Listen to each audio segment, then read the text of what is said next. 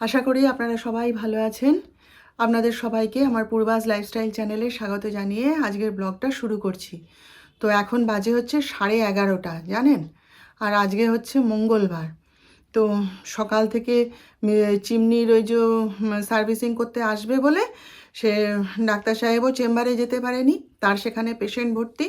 আর আমিও সকাল থেকে উঠে ঘর দোর গুছানো, ঠাকুর পুজো করা, তারপরে রান্নাঘরে যা কিছু কাজ টাজ করা সব সেরে নিলাম, জানেন? তো সে মিস্ত্রির তো 9:30 10টায় আসার কথা, তার পাত্তা নেই। ফোন করে করে ডাক্তার সাহেব মানে হয়রান হয়ে যাচ্ছে।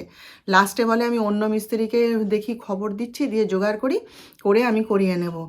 দিয়ে আমি বলি সে দেখো যদি না আসে কমপ্লেন করে দেওয়া যাবে, কোনো ব্যাপার নাকি বলুন। বলতে তারপরে সে বেচারি চেম্বারেও যেতে পারছে না, কি অবস্থা জানেন? দিয়ে তারপরে আমি তো আবার দুধ এলো, সে দুধটাও গরম করে নিলাম, চা করলাম, হ্যাঁ, গ্যাস ট্যাস মুছে পরিষ্কার করে তারপরে এই এখন হচ্ছে 11:30। আমি বলি ব্যাস, আজকে সব হোটেল থেকে খাবার এনে খাবে, এখন সম্ভব নয়, এরপরে আর রান্না করা আমি আর পারবো না, আমার আর এনার্জি নেই। বলতে বলতে বলতে বলতে এতক্ষণে ফোন করলো, করে এসে ঢুকে এই যে বসে আছি। এখন কতক্ষণ লাগবে পরিষ্কার করতে কে জানে। আবার এদিকে আর এক হয়রান দেখুন, যিশু তো চেম্বারে বেরিয়ে গেছে, ঝামেলা নেই। আর ডাক্তার সাহেব তো এখনও যেতে পারেনি, ওই মিস্ত্রির জন্যই আটকে গেল। আর এদিকে আর এক কীর্তন শুনুন, কালকে গ্যাসের অর্ডারটা আপনাদের সঙ্গে কথা বলার পর দিলাম, আজকে সকালবেলায় দেখালো যে এরকম মেসেজ দিল যে গ্যাস আসছে। এবার আমি পুজো টুজো করে উঠে সেই দিকের দরজায় দাঁড়িয়ে আছি, এসে একবার বেল বাজালো, গ্যাস আছে গো বৌদি বলল। এবার আমি জোরে চিৎকার করে বলছি যে যাচ্ছি বলে, এবার দেখুন ওই পাশ থেকে এতটা আসবো তো, তুই তো 5টা মিনিট দাঁড়াবি, তো গ্যাস দিতে এসেছিস, তুই চুপ করে দাঁড়া, যতক্ষণ না না করে, বাড়িতে এত লোক রয়েছে।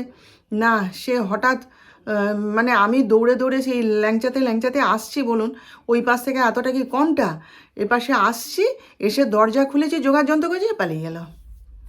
তাকে আর কোথাও আমি দেখতে পাচ্ছি না। সে ওই পাশে দেখছি গ্যাসের গাড়িটা রাখা আর গ্যাস সিলিন্ডার রাখা রয়েছে, দেখি বেলা করে আসে কি না, নইলে আবার আগের বারের মতন কালকে আবার কমপ্লেন করে দেবো। আজকে যদি বিকেলের মধ্যে গ্যাস না দেয়, সবাই যেন মানে ঘোড়ায় জিন দিয়ে এসছে, বুঝলেন তো? কারো মানে দাঁড়ানোর সময় নেই একটুখানি। আর এই গ্যাসটা দিতে এসেছিস, দাঁড়া, যতক্ষণ না বাড়ির লোক দরজা খুলছে খুলছে, তোর অত তাড়াটা কিসে? সে চলে গেল। কি জানি এখন আজকে গ্যাসটা দিয়ে যাবে কি না, না দিলে কালকে আবার কমপ্লেন করে দেবো। এখনও তো মেসেজ দিয়ে রেখেছে, ক্যান্সেলও করেনি, আর ডেলিভারি হয়ে গেছে সেসব দেখায়ও নি। দেখা যাক বেলা করে আসে কি না, কোথায় গেছে, কী করতে গেছে কে জানে। আমি তো খুঁজে এলাম যে কোথায় লোকটা। আমারই ভুল, যে লোকটা এখানে দিতে আসে রিফিল বয়টা, তার ফোন নাম্বারটা তার কাছ থেকে নেওয়া হয়নি। দেখি এবার এলে পরে নিয়ে নেব। এই সব ঝামেলা নিয়ে চলছে সকাল থেকে। তো এখনও রান্নাবান্না কিছুই করতে পারিনি। একটু চা করলাম, করে চা রুটি খেয়ে নিলাম। ডাক্তার সাহেব তো কিছুই খায়নি এখনও, সে তো এখন কাজে মেতে গেছে, সকাল থেকে চিমনি পরিষ্কার করছে, এ করছে। আমি বলি তুমি যদি সব করে নেবে, তাহলে তারা কি করতে আসছে? সার্ভিসিংটা করতে কি করতে আসছে? তারা কি করবে এসে? বলতে ছেড়ে দিয়েছে। আর যিশু তো সকালে উঠে চলে গেছে চেম্বারে। তো এই হচ্ছে আজকের কাহানি। তো আপনারা সঙ্গে থাকুন, দেখতে থাকুন কি করি না করি। চলুন। চিমনি পরিষ্কার করতে এসছে, এই যে মোটরের ময়লা জড়িয়ে গেছে, সে তো আর আমাদের পক্ষে করা সম্ভব নয়। ওই জন্য ডাক্তার সাহেবকে বলছি বছরে একবার করে পরিষ্কার করে নিতে হবে। বসে আছি, কোনো কাজকর্ম তো শুরু করতে পারিনি। ঘরটা গুছাতে নিয়েছিলাম, রান্নাঘরটা, তারপরে সব টেবিলের উপর ডাঁই করে রেখে দিয়েছি, জানেন। যাই হোক, কাজ শেষ হোক, একটা কাজ করতে গেলে তো একটু সহ্য করতেই হবে না। তো বসে আছি। পাটা সম্পর্কে একটু বলি আপনাদের, যেহেতু প্রথম থেকে আপনাদের কাছে পা পা পা করে গল্প শুনিয়ে যাচ্ছি, তো আপনাদেরকে জানানো দরকার। আপনারা সবাই আমার এত সুস্থতা কামনা করেছেন, আমাকে আশীর্বাদ করেছেন, অবশ্যই আপনাদেরকে জানাবো। তো ব্যাপারটা হচ্ছে পা ভালোই আছে, খুবই ভালো আছে, কিন্তু মানে কি জানেন, 5 দিন না 7 দিন ওষুধ খেয়েছিলাম। ওষুধ খাওয়ার পর কিচ্ছু কমেনি, অ্যাজ ইট ইজ ছিল। ব্যথা তো কমেইনি, মানে একটুখানি পাটা যা হোক সোজা করতে পেরেছিলাম, আর সে হাঁটুর উপর হাঁটু সেরকমই হয়েছিল, একটু কিছু কমেনি। তো সবাই তো চিন্তায় পড়ে গেছিলো যে না এবারে তাহলে জল বের করতে হবে, অমুক তমুক। আমিও খুব ভয় পেয়ে গেছিলাম। তারপরে তো ডাক্তারকে ফোন করা হলো, সে বলে ওষুধ চলতে থাকুক, কমে যাবে। তখন আমি বলি বাবা আমি আর ওষুধ খেতে পারবো না, আর কত ওষুধ খাবো, আর নিজেরও তো ভয় লাগে বলুন, অত ওষুধ খাচ্ছি এ করছি। তখন ডাক্তার সাহেব দায়িত্ব নিলেন, বলে যে ঠিক আছে আমি সারিয়ে দেবো তোমার পা। হ্যাঁ, তো সে তো বাড়ি শুদ্ধ সবাই, আমার ছেলে তো আছেই তার মধ্যে, বাড়ি শুদ্ধ সব, না আকুপাংচার দেওয়া যাবে না, আকুপাংচার দিয়ে কখনো ওই জিনিস সারে, অমুক তমুক। তখন আমাকে ডাক্তার সাহেব বলছে দেখো তুমি আমার কথাটা শোনো, কোনো রকম ওষুধ তুমি খেও না, কারণ তুমি তো এত ওষুধ খাও, আর ওষুধ খেও না, আর তুমি আমার কথাটা শোনো, আমাকে বিশ্বাস রাখো, আমি সারিয়ে দেবো তোমার পা। দেখো না তুমি কটা দিন একটু সহ্য করো, দেখো কমে যাবে। আমি বলি, ঠিক আছে দাও, কারণ আকুপাংচার থেকে ভাই আমি অনেক উপকার পেয়েছি। আর আমি তখন না মানে কি বলবো বলুন তো, মানে দিশাহারা তখন, মানে যে করে হোক আমার পা তোরা সারিয়ে দে বাবা, আমার এমন অবস্থা তখন, পা তো পুরো বেঁকে গেছে, পা ফেলতে পারছি না, সে কী কষ্ট আপনাদেরকে বোঝাতে পারবো না সেদিনগুলো। যাই হোক, ও তো আকুপাংচার দিতে শুরু করলো, 4 দিন দেওয়ার পরেই দেখি না উন্নতি, আপনাদেরকে তো বলিনি যে না আগে পা ঠিক হোক তারপর। 4 দিন দেওয়ার পর থেকেই দেখছি না অদ্ভুত উন্নতি, ওই যে জল যে হয়ে রয়েছে, ফ্লুইড বলবো না জল বলবো, কি বলবো, ফ্লুইডই বলি, ফ্লুইডটা যে হয়ে রয়েছে সেটা আস্তে আস্তে হঠাৎ করে দেখছি না বেশ যেন একটু ছোট হয়ে এসছে। তো ও দেখে খুব খুশি। তারপরে বলছে তুমি 10টা সিটিং নাও, দেখো তোমার জল একদম শুকিয়ে যাবে। ঠিক আছে, প্রতিদিন জানেন তো কাজ থেকে ফিরে এসে 12টা হোক 1টা হোক এসে, আমি হয়তো বলতাম ক্লান্ত হয়ে যে আজকের দিনটা থাক কালকে দিও, বলে না এসো নিয়ে নাও, বলে 20 মিনিট করে প্রতিদিন আকুপাংচার, জানেন তো প্রতিদিন। এত ভালো, আপনারা মানে দেখাতে পারছি না তো, আপনারা না দেখলে বুঝতে পারবেন না, পুরো ফ্লুইডটা শুকিয়ে গেল জানেন তো, পুরো ফ্লুইড 10টা সিটিংয়ের আগেই, যখন মানে 8টা 9টা হয়ে গেছে তখনই একটু আর রয়েছে, ওই যে আপনাদের বলছিলাম না বাতাসার মতন একটুখানি হয়ে আছে। তারপরে আরও 2টো সিটিং দিল, দিতে মানে ফ্লুইড একেবারে গায়েব, শুকিয়ে টুকিয়ে হাঁটু একদম সুন্দর হয়ে গেল, মানে সেই এত বড় একটা পুরো হাঁটু জুড়ে হয়ে গেছিলো। এখন জানেন তো আর কিচ্ছু নেই, কিচ্ছু নেই, একদম পরিষ্কার। কিন্তু ব্যাপারটা কী হয়েছে বলুন তো, ওই যে বলছে যতদিন মানে ফ্লুইডটা জমা হয়েছিল ততদিন ওই ব্যথাটা বুঝতে পারিনি। এবার হাঁটুর ফ্র্যাকচার হয়েছে সেটা নিজে নিজেই ঠিক হয়ে যায়। হ্যাঁ, সেটা আমাকে প্রথমেই ডাক্তারই বলে দিয়েছিল, এরাও বলেছিল সবাই। কিন্তু এখন ব্যাপারটা কি হয়েছে, মানে ফ্লুইডটার কিছু নেই, সেসব একদমই নেই, প্লেন হয়ে গেছে, একদম হাড় বেরিয়ে গেছে, হাড় লাগছে। কিন্তু ওই যে পড়ে গেছিলাম না, দুবার পড়েছি তো, তার ফলে কি হয়েছে, ওই ফ্র্যাকচারটা হয়ে গেছিলো, সে হাঁটুর মানে যেখানটায় জল জমেছিল সে জল শুকিয়ে গিয়ে সে জায়গাটা এরকম এরকম এরকম না টুবলু হয়ে হাড় যে হাঁটুর সেটা না উঁচু হয়ে রয়েছে জানেন তো। আর বেশ ব্যথা, টাচ লাগলে ব্যথা, খুব ব্যথা। কালকে তো একটুখানি খাটের একটুখানি গুঁতো মতন লেগে গেছে, আর আবার সেই যন্ত্রণা ব্যথা। আর তারপরে কি বলুন তো, নিক্যাপটা না পরে যদি আমি এমনি খালি পায়ে ধরুন এই রান্না করছি, ঘুরে বেড়াচ্ছি, হাঁটাহাঁটি করছে না, বেশ কনকন কনকন করছে, যন্ত্রণা করছে। তা সেটা বললাম ডাক্তার সাহেবকেও বললাম, যিশুকেও বলছি। তো বলছে যে দাঁড়াও, তোমার কি এত তাড়াতাড়ি সেরে যাবে? তুমি কি ফ্লুইডটা শুকিয়ে গেছে বলেই ভাবছো তোমার পা ঠিক হয়ে গেছে? দিয়ে আরও ক্যালসিয়ামের ওষুধ টষুধ দিয়েছে। বলছে ওই যে উঁচু হয়ে আছে হাড়টা, বলছে ওইটা ওইখানেই ধাক্কাটা লেগেছে দুবার, ওই জন্যে হাড়টা ওই রকম হয়ে গেছে, ওটা আস্তে আস্তে কমে যাবে। তো 10টা সিটিং দিয়েছে, দিয়ে 1 সপ্তাহ না 2 সপ্তাহ বললো রেস্ট দেবো, দিয়ে আবার 2 দিন অন্তর একটা করে দেবো। হ্যাঁ, তো যাই হোক, তো আমি ডাক্তার সাহেবকে বলছি জানেন তো যে তুমি এই আকুপাংচারটার একটা সেন্টার খোলো, এটাকে কাজে লাগাও। ও যখন শম্ভুনাথ পণ্ডিত মেডিকেলে ছিল তখন এই আকুপাংচারটা ও শিখেছিল, বুঝলেন তো, একটা কোর্স করেছিল তার উপরে। তারপরে তো ও আর সেভাবে এটাকে করেনি, সেভাবে এটার উপর আর কোনো কাজও করেনি। তাই আমি বলছি যে তুমি দেখো, আমি বলেছি ওকে যে তুমি যদি কোনো দিন আকুপাংচারের সেন্টার খোলো আমি তোমার মডেল হব, কারণ আমি এত আকুপাংচার নিয়েছি ওর কাছ থেকে না, আর এত উপকৃত হয়েছি যে বলার নয়। তাই কালকে ওকে বলছিলাম তুমি একটা খোলো না সেন্টার, এরকম লোকে উপকার হয়। বলছে দেখো আমার যা কাজ, আমি সেই কাজ করেই আমি 4:30 5টার সময় ভাত খেতে আসি, এরপর আবার যদি এটা খুলি তাহলে আমি কি করে পারবো বলো তো, আমার তো ইচ্ছে করে। আমি বলি না, তা বললে হবে না, এত বড় একটা জিনিস, এটা লোকে যদি উপকার নাই পেলো তুমি শিখলে কি করতে, তাই না বলুন। আমি বলি আমাদের যে নতুন বিল্ডিং শুরু হবে বলছো, সেই বিল্ডিংয়ে তুমি একটা তোমার নিজের জন্য একটা ঘর রেখে সেখানে ওই আকুপাংচারটার সেন্টার একটা খুলো। লোকে আসুক না, লোকে জানুক তুমি যে, আর এত ভালো কাজ জানে না, এত ভালো কাজ জানো। ওর কিন্তু প্র্যাকটিস নেই, ও প্র্যাকটিস করে না, কিন্তু ও হাতটা ওর সুন্দর।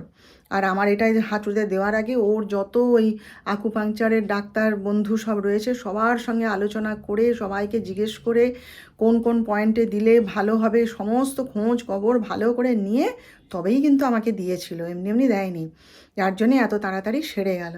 কালকে আমি জিজ্ঞেস করছি হাড়টা যে উঁচু হয়ে রয়েছে এটা কি হবে গো, এটা তো এখনও ব্যথা, আর চলতে গেলে ফিরতে গেলে একটা কন কন কন কন করে যন্ত্রণা করে যাচ্ছে। বলছে ওটাও ঠিক করে দেবো, দাঁড়াও এক্ষুনি 10টা সিটিং দিয়েছি তো, একটু রেস্ট পাক, পাটা নিজে নিজে শুকিয়ে যাবে, ওই সিটিংয়ের রেস্টটা তো থাকবে, ওই রেস্টে অনেকটা কাজ করবে, তারপরে আবার 2 দিন বাদ বাদ একটা করে দিয়ে দেবো 7 দিন। তো যাই হোক এই হচ্ছে ব্যাপার, মোটামুটি আমি সুস্থ হয়ে গেছি, বুঝলে, শেডিং হয়ে যায়, বিরক্ত লাগে। তো হ্যাঁ, যে কথা বলছিলাম যে 7 দিন তো ওষুধ খেলাম, ওষুধ তো কিছু করতে পারলো না, তার আকুপাংচারই মানে জিতে গেল আর কি। তো ছেলেরা কিন্তু চ্যালেঞ্জ করেছিল ডাক্তার সাহেবকে যে তুমি আকুপাংচার দিয়ে মায়ের হাঁটুর জল কমাবে। তো ডাক্তার সাহেব বলেছিলেন চ্যালেঞ্জ অ্যাকসেপ্টেড, হ্যাঁ, বলে চ্যালেঞ্জটা নিয়েছিল। তো দেখুন ভালো তো করে দিল হাঁটুটা। এখন কি হয়েছে মানে আর লেংচে আস্তে আস্তে হাঁটিয়ে মাঝে মাঝে না ওই লেংচে হাঁটাটা এসে যায়, আর ওই একটা ওই হাড়টায় লাগলে পরে ব্যথা লাগছে, আর ওই বেশি হাঁটাহাঁটি করলে বা বেশি মানে কি বলবো বেশি ওই যে সেদিন যেমন এক্সারসাইজ করতে গেলাম যন্ত্রণা হচ্ছে। তো বলছে দাঁড়াও তোমার জায়গাটা তো দুর্বল হয়ে আছে না, জলটা শুকিয়ে গেছে বলেই তুমি ভাবছো হাঁটু ঠিক হয়ে গেছে, জায়গাটা দুর্বল হয়ে আছে, দুবার আঘাত লেগেছে, এখন একদম রেস্টে থাকো, আস্তে আস্তে হাঁটাচলা করো, আস্তে আস্তে সাবধানে থাকো, আস্তে আস্তে ঠিক হয়ে যাবে। তো ভাই আমি ভালোই আছি, ভালোই আছি কি আমি সুস্থই হয়ে গেছি, শুধু ওই যন্ত্রণাটা আছে সেটা তো ঠিক, একটা ধাক্কা লেগেছে। হ্যাঁ বলছে যিশু বলছে তুমি দেখছো না কাকার অত বড় পায়ে লাগলো, কাকার পাটা এখনও দুর্বল, এখনও কাকা করে কী বলে সেই জায়গাটা এখনও উইক হয়ে আছে কাকার হাঁটুতে। আমি বলি হ্যাঁ তাই তো। আমার হাজব্যান্ড বলছে কেমন চ্যালেঞ্জ অ্যাকসেপ্ট করেছিলাম, সুস্থ করেই তোমাকে ছেড়ে দিয়েছি, তাহলে জিত হলো কার, তোমার ছেলেরা যে আমার সঙ্গে লেগেছিল চিৎকার করছিল আমার উপরে, সবার মুখ বন্ধ করে দিয়েছি, দেখতে পাচ্ছ তো। আমি বলি হ্যাঁ তাই। আমি কি কিছু বলেছি, তোমরা যে যা দেবে দাও, আমি মোটামুটি সুস্থ হতে চেয়েছি নাকি বলুন, যে যা দেবে দাও আমি খেয়ে গেছি, আমি সুস্থ যেভাবে হোক আমি সুস্থ হয়েছি ব্যাস। বলে না স্বীকার করো যে আকুপাংচার তোমাকে ঠিক করলো, আমি বলি অবশ্যই, আমি তো অস্বীকার করিনি। বলে তোমার সব ছেলেদের মুখ কেমন বন্ধ করে দিয়েছি দেখো, সবাই হাসাহাসি করছিল না যে আকুপাংচারই ঠিক হবে। আমি বলি তাই তো। ভাত বসিয়েছি আর এখানে আলু সেদ্ধ বসিয়েছি। এখন কটা বাজে জানেন, বেলা 2টো। কি করে যে কি রান্না করব আর কি করব কে জানে। ওই যখন মিস্ত্রি বাইরে বসে কাজ করছিল তখন এর মধ্যেই ঢুকে কোনো রকমে কলমি শাক ভাজা আর ডালটা করে দিয়েছিলাম জানেন তো। তারপরে তো মেশিন ফিট করতে তো আধা ঘন্টা লাগিয়ে দিল। এই যে দেখুন মেশিন ফিট করে দিয়ে গেছে, দাঁড়ান দূর থেকে দেখাই। এই যে দেখুন মেশিন ফিট করে দিয়ে গেছে, দিয়ে সব করে মানে বেরিয়ে যেতেই সঙ্গে সঙ্গে দৌড়ে এসে ভাতটা বসিয়ে দিয়েছি। যিশু তো এতক্ষণ আবার ফিরে এসে আবার গেছিলো নার্সিংহোমে, এই ফিরলো, ফিরে এখনও ড্রেস চেঞ্জ করেনি। আর ডাক্তার সাহেব তো চানে গেলেন, কি করে কি কখন ভাত দেবো কী করবো কে জানে, জানেন তো। দেখি আর ধনেপাতার বড়া করে দিয়েছি, ব্যাস এই যা হয়েছে এই দিয়েই খেয়ে নেবে। তো চলুন হ্যাঁ রান্নাটা করে নিই যতটা। এখন বাজে হচ্ছে 2:45। হ্যাঁ এই দেখুন আমার রান্না বান্না সব কমপ্লিট, একবার আপনাদের দেখিয়ে দিই।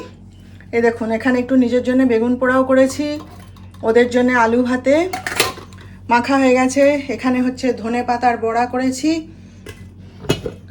আর এখানে কলমি শাক ভাজা, আর এখানে মুসুর ডাল, এই যে পুঁটি মাছ ভাজা, আর এটা ভাত কালকের গরম করে রেখেছি। আর যিশুর খাওয়া হয়ে গেছে, যিশুকে ডিম ভাজা করে দিয়েছি, ও নার্সিংহোম থেকে ফিরে সকাল থেকে তো কিছু খায়নি, ওর খিদে পেয়ে গেছিলো খেয়ে নিয়েছে। আর ডাক্তার সাহেব তো বললাম না আমার স্বামী আমার ছেলে কিন্তু অবুঝ নয়, ওরা আমাকে সময় দেয়, জানে আমি 2টোর সময় রান্না শুরু করেছি। তার আগে ওই যে বললাম মিস্ত্রি যখন বাইরে মেশিন পরিষ্কার করছে তখন ডালটা আর কলমি শাক ভাজাটা করে নিয়েছিলাম যা হোক করে। হ্যাঁ তো ওরা আমাকে সময় দেয় কিন্তু, ওই জন্যই এখন ও বাগানে কাজ করছে, গাড়ি ধুচ্ছে, এইসব করে টাইম পাস করছে আর কি।